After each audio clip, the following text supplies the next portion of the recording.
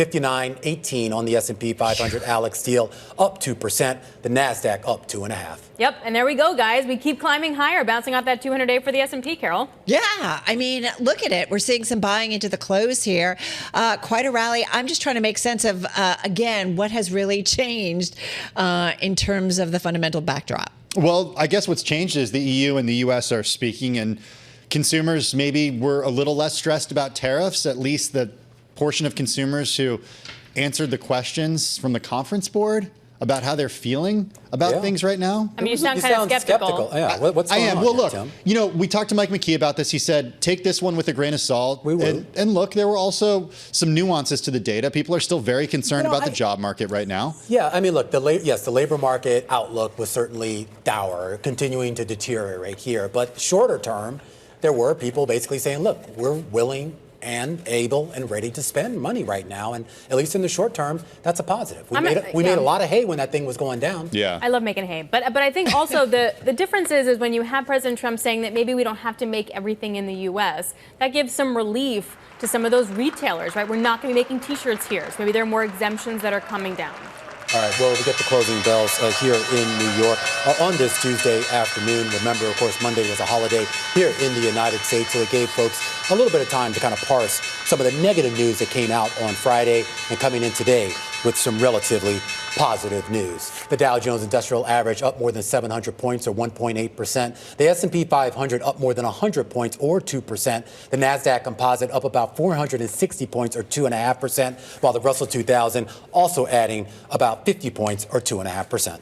All right, just taking a look at the S&P 500, folks. You've got most names in the index higher today, 469 to the upside, guys, and so the remaining, for the most part, to the downside. So, yeah, much more of a risk-on trade today. All 11 of the S&P sectors were in the green on the day, led primarily by consumer discretionary stocks and tech stocks. Both of those indices up about 3% on the day. The laggards, relative laggards, we should point out, energy, utilities, and consumer staples, and they lagged because they were only up by 1%. Where's Scarlett? I'm not used to, like, Scarlett not doing the IMAP. Wow, are you dissing Romaine? I thought his stuff was just fine. He delivered. He delivered. Wow. He did it well. I just was like, I was a little confused. Should I have said the spinach pie? Or Yeah. one of hers? All right. Now it feels like it should. All right, let's get to some of the individual gainers.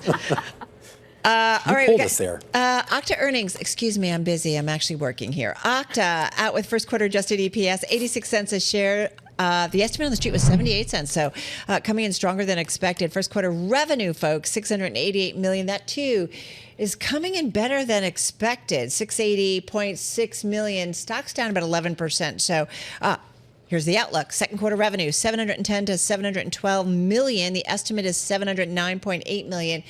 Investors not loving it, guys, though. Stock down about 10%, so there's got to be a little bit more to it. So we'll wait for some more headlines to come across. In the meantime, let's do some of the individual gainers. Hologic, definitely on that list, up about 14.5%, up 25% at its highs today, but finishing with about a 14% gain.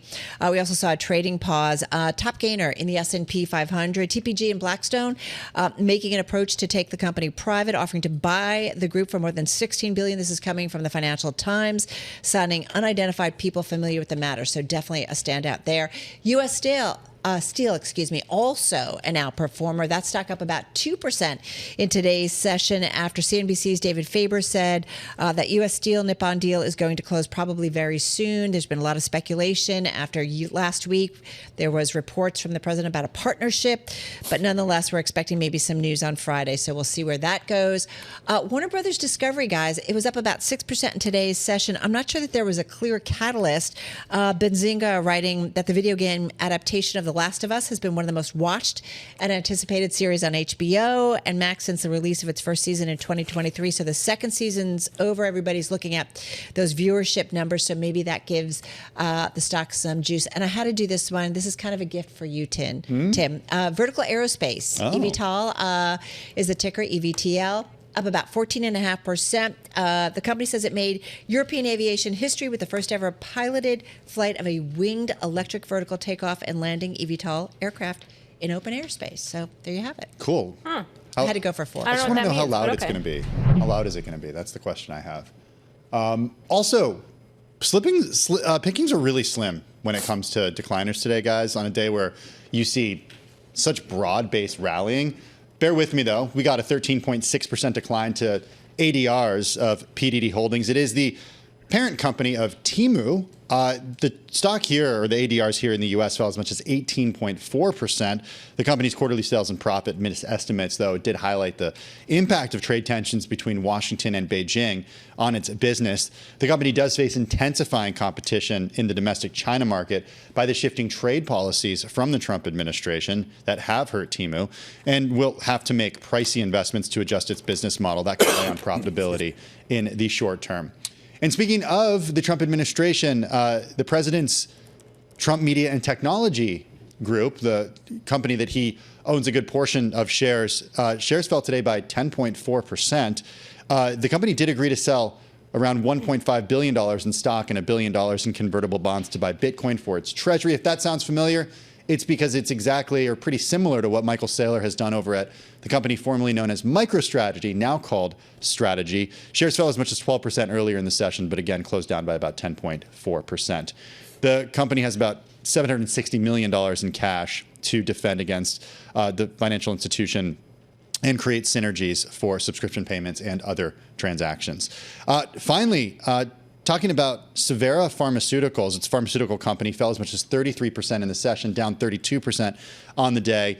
This after the FDA said the company's drug application for Molbreevi to treat patients with a rare lung disease was incomplete and needed to be refiled. All right, I'm going to the bond market, guys. That's where the action continues to be. We saw buying all across the curve. And look at that back end, down by about 8 basis points. That was the biggest drop in yield since March. So take a look at that. Now, we had that 2-year auction. It was all right. I mean, the bid to cover was strong, but so was the high yield rate coming at 3.95%, meaning that, like, there are buyers at what yield. They need that juicier yield in order to buy. But a lot of this was dictated by what the finance minister in Japan talked about, potentially reducing those long-term issuance within the market. And we saw a global bond rally, particularly in the back end, because of that, guys. All right. Yeah, go ahead. Go ahead, Carol. I don't want to interrupt you. Yes, you do. I just want to point out a headline: Vail Resorts reaffirming its fiscal 2025 guidance. So another thing coming in. Hey, we're going to go to something a little bit lighter. Captain America, you know, Chris Evans, that kind of cute guy. Apparently he's putting, can I say that? He's putting thank you, Finley picture. Look at that little salt and pepper going on. I don't know. He's putting his LA home on the market for just under $7 million. It's nearly double the $3.5 million, Tim, that he paid for it back in 2013. 3 bedrooms. Nice. There's an ADU. I'm sorry, how many? Only 3 bedrooms? 3 bedrooms. There's an ADU. Okay.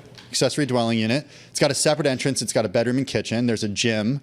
That's what the ADU is now, but it could also be used as a guest house. Yeah. Yeah, stuff is expensive. I love this in this story area because it really makes me feel better about living in New York City. So $7 million for a 3-bedroom house. Yeah, but it's with a an 4,600 square foot house. I guess there's just a lot of entertaining space, maybe. I guess. I mean, some people are like that. Maybe the bedrooms how many huge. Bathrooms? If it's less than 6, I'm not interested.